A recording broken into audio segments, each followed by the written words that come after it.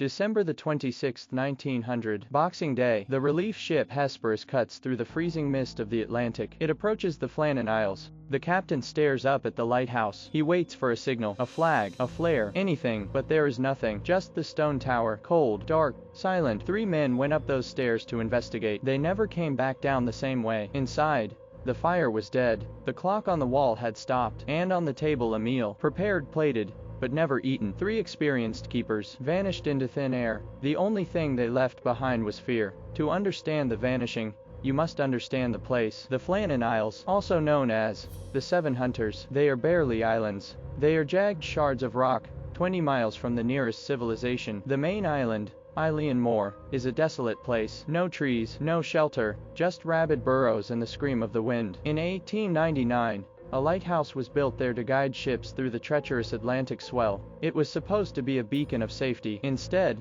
it became a tomb. 3 men manned the light. James Ducat, the principal keeper, a family man, reliable; Thomas Marshall, the second assistant, young, sharp; and Donald MacArthur, the occasional keeper, a veteran of the heavy seas. These weren't amateurs. They were hardened men. They knew the ocean. They knew the risks, which makes what happened next impossible. We will likely never know the truth. The investigation concluded it was an accident, a tragic slip, but that doesn't account for the meal on the table, the stopped clock, the storm that only 3 men saw. Today, the light at Eilean Mòr still shines. It's automated now. No keepers walk those halls. No one sleeps in those bunks. But if you listen closely to the wind on a quiet night, you might just hear the answer. What do you think happened when the light went out? Theory number 2. Madness. Isolation does strange things to the human mind. Mercury poisoning from the lighthouse mechanisms. Cabin fever. Did a fight break out? Some speculate MacArthur, known for a volatile temper, snapped. Did he push the others into the sea? Did he realize what he'd done and throw himself in after them? It explains the crying in the logbook, the guilt. But 3 strong men, gone without a trace of a struggle inside the tower. It seems unlikely. Theory number 3.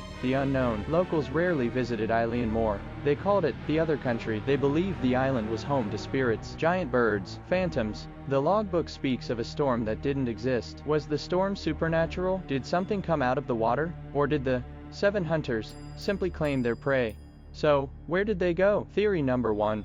The rogue wave. Evidence suggests the west landing was decimated. Iron railings bent like paper. A supply box, weighing a ton, thrown dozens of feet. Researchers believe a massive rogue wave, common in the Atlantic, swept the island. 2 men went out to secure the gear during a squall. The third, MacArthur, saw the wave coming and ran to warn them. In a single second, the Atlantic swallowed them all. It explains the missing oilskins. It explains the damage, but it doesn't explain the locked doors or the calm sea recorded by others. When the relief crew searched the lighthouse, they found no bodies, no blood, no signs of a struggle, but they found the logbook. The final entries paint a picture of descent into madness. December the 12th. Thomas Marshall writes, severe winds such as I have never seen before in 20 years. He notes that James Ducat, the stoic leader, was very quiet, and Donald MacArthur, the hardened veteran, was crying. Think about that. A storm so terrifying it reduced a veteran sailor to tears. The entries continued. December the 13th. Storm continued through night. Wind shifting west by north. And then the final entry, December the 15th. 9:00 am. Storm ended.